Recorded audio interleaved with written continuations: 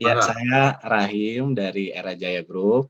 Ya. Kami memiliki retail untuk Erafone, iBox, Urban Republic, ada Oh, juga The Face Shop. Kita berpartner ya, Ibu Wiwi ya. betul Ya. Pak Rahim, terima Iya, kasih untuk benar. bisnisnya. Benar Oke. banget. Nah, makanya ini aku juga mungkin pengalaman Ibu Wiwi juga aku tadi berpikir mungkin one day bisa sharing juga di Era Jaya.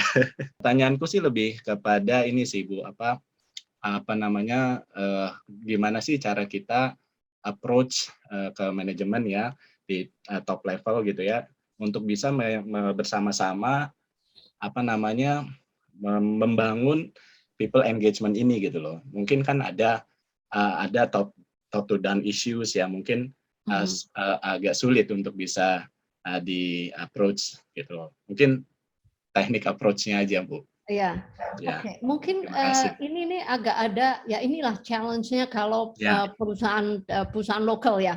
Karena kan biasanya harus ownernya seperti apa. Kalau perusahaan multinasional mungkin ada beberapa hal yang hal-hal besar mengenai itu ada di engage atau di drive dari headquarter gitu. Walaupun di posisi kita lebih banyak drive juga ya.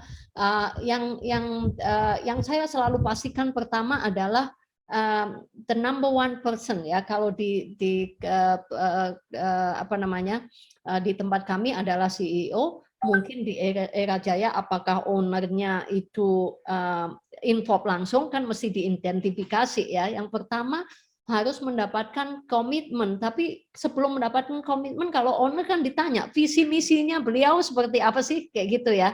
Dan dari situ kan ada harus discussion untuk bisa memfasilitasi sebenarnya tujuan dari owner, tujuan dari shareholder tersebut itu apa dulu gitu ya. Karena dari situ supaya tahu bahwa itu yang beliau inginkan ya. Kalau orang nomor satunya sudah kita bisa dapatkan ya, kita ajak bicara, kita coba mengerti sebenarnya visi misi dia untuk berbisnis ini apa. Itu akan bisa dibuild mengenai hey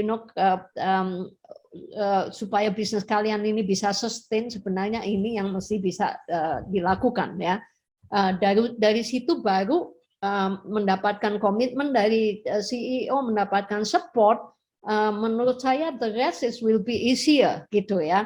Dan saya pernah berbicara dengan beberapa teman yang juga dengan ngadepin juga owner gitu ya, yang saya sarankan selalu demikian biasanya masuk ya. Dan owner kan pasti punya ego tertentu, makanya untuk bisa mengerti ini tuh penting, dan kemudian setelah itu dibawa ke manajemen ya. Sebelum kita ke karyawan memang itu yang harus dimenangkan terlebih dahulu gitu ya. Mungkin itu yang saya bisa sarankan. Ini contoh aja. Waktu seperti town hall yang kami lakukan ya. Dulu kan ya tadi Pak Kus nanya ini apakah munculnya baru atau sebelum pandemik. Jadi kayak intensif town hall itu memang benar-benar muncul sewaktu pandemik ya. Saya sampaikan, hey, CEO ada pergantian CEO ini penting banget untuk dilakukan town hall supaya karyawan mengerti what is the reason behind ya. Jadi kita mencoba menginfokan karyawan supaya tahu sebenarnya artinya apa. Kemudian semua town hall yang lain yang ngedrive lebih banyak saya dan karena CEO akhirnya sudah engage, iya ya.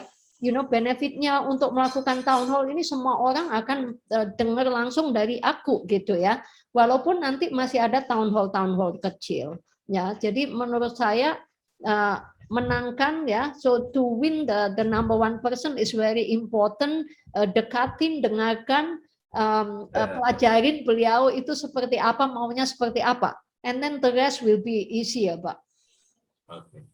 Ya, terima kasih Bu Wiwi. Ya, and then nanti kapan kita dengan happy bisa share ya. Nanti aku Yes. minta my kalangan Gen Z atau Gen Y yang ngebantu juga. Siap. Thank you Bu Wiwi. Ya.